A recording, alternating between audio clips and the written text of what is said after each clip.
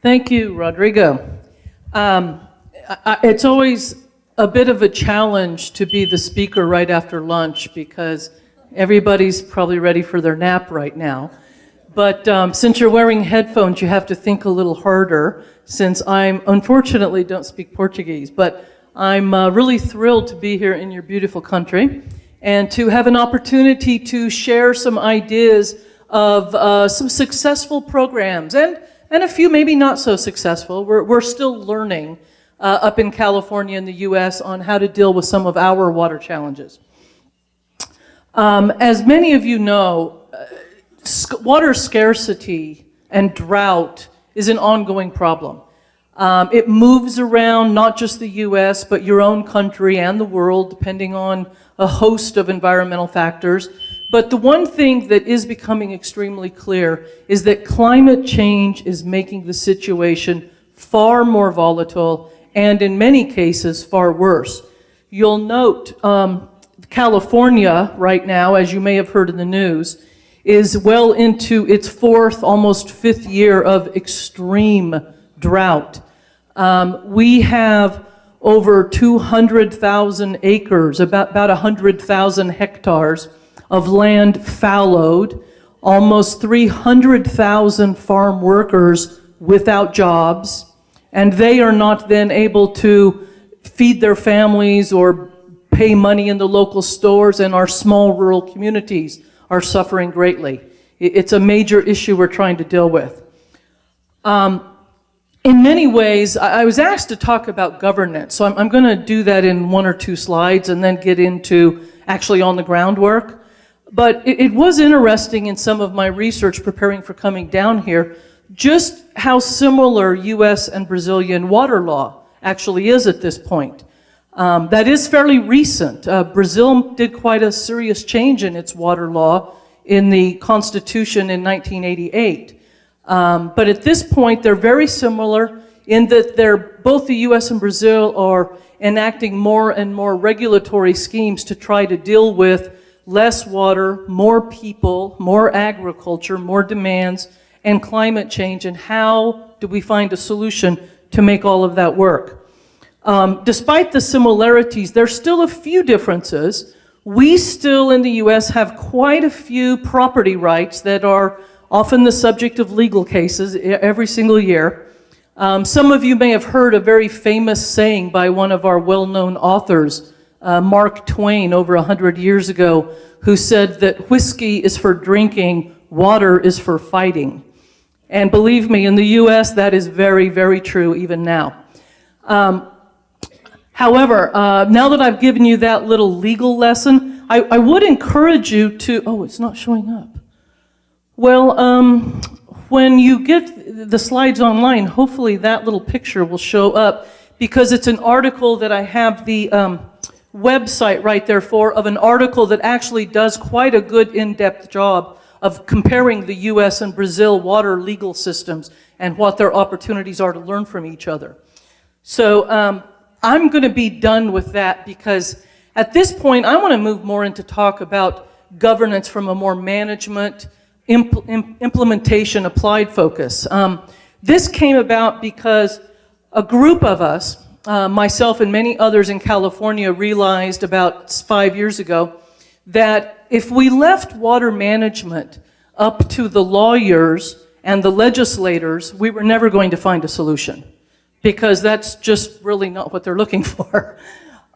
Instead, what we did is we pulled together the California Roundtable on Water and Food Supply. And this is a very special group. We went out and we pulled together senior representatives from agriculture, from environmental groups, from federal government, state government, local government, from the water agencies, from the private sector, from a whole host of people, including some technical expertise. So it's a mix of policy and technical and some leadership. And we have very strict rules concerning confidentiality. When we meet, all the talks that happen in that room cannot leave that room. And it really gives people a chance to sometimes get a little angry with each other, but really lay the issues on the table and work through them and learn from each other as we try to move forward. I'm going to refer to the 3 or 4 reports we've published in just the last couple years, and all of them can be found at this website right here. So the next several reports I mentioned to you, you can find them here. The first one that we did was fairly obvious. It's about stewardship, conservation. How could we be more efficient with agricultural water? And that's what this first report does. And it just really gets into details that, frankly, at this point, I don't think are particularly new information for most of you. Things like drip irrigation and efficiencies. Most of the speakers this morning covered that. But what was interesting when we got to looking on how to implement some of those is we actually found some very valuable lesson from our cities, who were implementing water conservation. So for example, our EPA has several reports here that advise folks in cities and urban areas how to reduce their water use. And they've had phenomenal success with that. In fact, in the years between 2006 and 2012, they saved enough water through implementation of those practices to provide the states of Colorado and Arizona with all the water all their people needed for a year. So what we did was then try to say, okay, how can we start advancing beyond just drip irrigation? Everybody knows that's really good. But there's a lot of other technologies out there. You've heard some of them mentioned today. I'm not going to go into the technologies, but websites that provide this information, a host of things. And increasingly, not just on the farm. We've got a lot of work right now looking at how we can save a lot of water between the farm and the consumer, all of that processing and packaging that gets the food ready to come to you. There's a lot of water used in that value chain. This is a facility on the UC Davis campus. Their goal is to actually be net zero on water. They're capturing rainwater. They're reusing it as much as 10 times before it's let go. And they're very close to it. And the building already is net zero energy. It's fully solar. So this is the kind, and the building houses a small but real scale winery, a brewery, and a tomato processing facility. And we've got real-time testing going on all that. Yes, I saw some people laugh. You can tell what we have our priorities on testing in California. The next report, though, got into something a little more controversial. The whole idea of how we store water and retain it. As many of you know, California has an amazing water storage system. We have literally engineered and plumbed almost the entire state with a series of dams and canal and water delivery mechanisms. And they've served us well, but at the same time, they have a lot of problems too. You heard someone earlier mention about silt behind the dams and a host of other issues. And in our ecosystem, where we have a fire ecosystem and rely upon snowpack, which is completely unlike here, the bigger, larger dams are a problem. So we've looked more at opportunities for groundwater storage, groundwater recharge, small, medium-scale dams off-stream so they're not doing damage to the fish and the salmon, and a host of other ways to help retain that water. And what's really crucial is when we do it and do it right, the Sierra and the Cascade mountain ranges in our state, which produce 60% of the water that California uses, are in very unhealthy state right now, those forested upper watersheds that are our snowpack. If we could get them in a healthier shape, we could actually have 9 to 16% more water off of most of those forested watersheds, and that's a big goal we're working towards. To do that, we did our third module. We discussed crisis to connectivity because we wanted to get past the fighting and the misconceptions and the complete lack of understanding that often happens between some of the interest groups. So we actually looked at 5 different areas of the state where they had been trying to do this type of work to find a larger scale, more comprehensive water management strategy.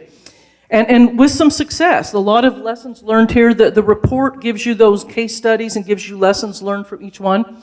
We then took that into Module 4 and we chose one of the 5 that was really doing some of the best work out there, the Kings River Basin, which gets some of its headwaters from Yosemite, and then down into including the floor of the San Joaquin Valley. So it's a really excellent example of the upper watershed down to the valley floor. A couple large urban areas, a lot of agriculture, a lot of very passionate stakeholders, many of whom have been fighting for years, and yet they've come around a lot of good solutions here that they're agreeing to now. Basically solutions on how to use the various watersheds. So along with that, we're trying to find better tools that will enable us to utilize this kind of information and implement it and still get more multi-purpose out of the money we're investing.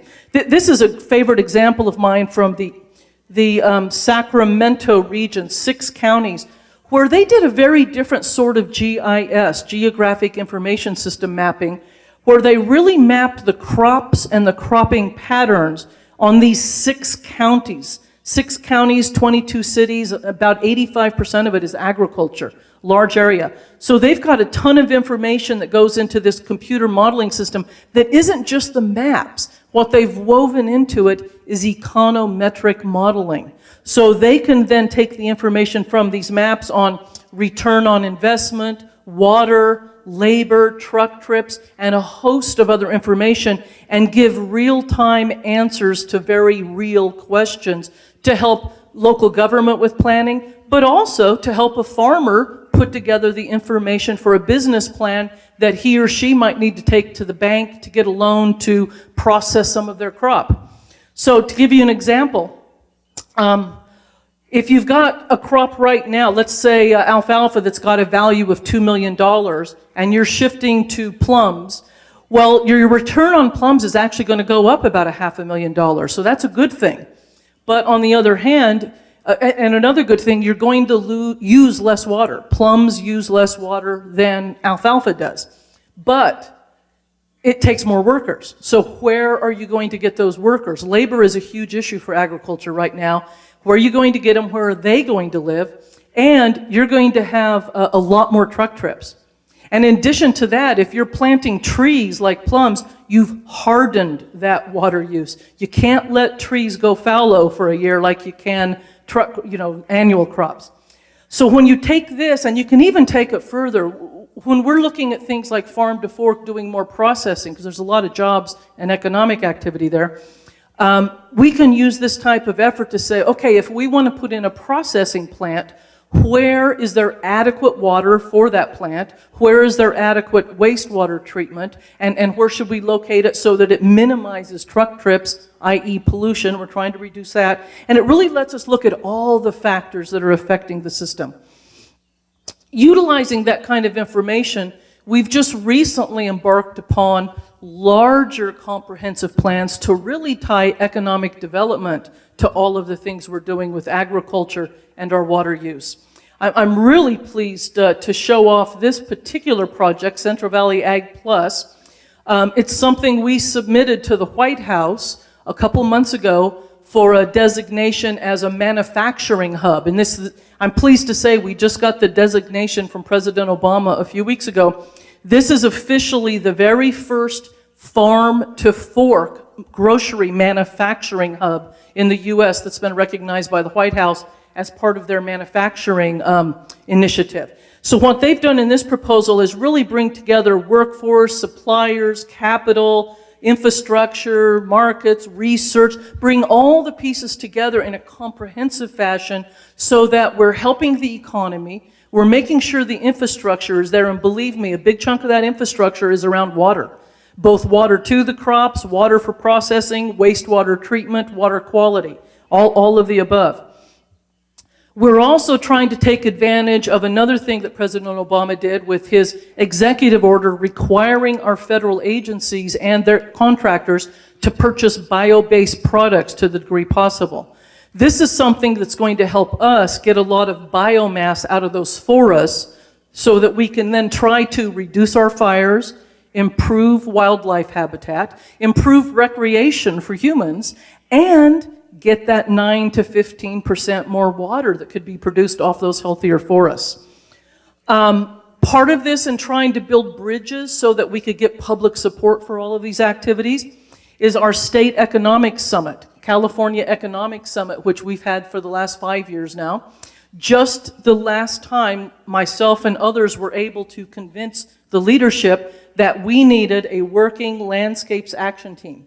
And you can see this is very broad-based. Agriculture, forests, fisheries, mining, watersheds, energy, recreation, and habitat. Anything that's working on those rural external landscapes. And it's huge. We managed to get some studies done that show that right now on those landscapes, we've got 1.2 million jobs in California tied to our state's working landscapes. Right now, there's at least $318 billion in direct sales, and frankly, that number should be much higher because they did not count much of the recreation that goes on those working rural landscapes. But even so, if you use a conservative multiplier on that, our working landscapes are almost $1 trillion of the state's economy. Now, when you're able to point that out to policymakers and the urban public and the financial and economic development communities, they start paying attention. And we want them to, because if we could start being smarter and implement more fully our strategies, we have the potential to create over 270,000 jobs in this arena in the next 5 years, a goal that myself and many others are after. To do that, we obviously are going to need new technologies. We're working very closely with both the public sector, the government sector, the university, and the private sector to pursue those.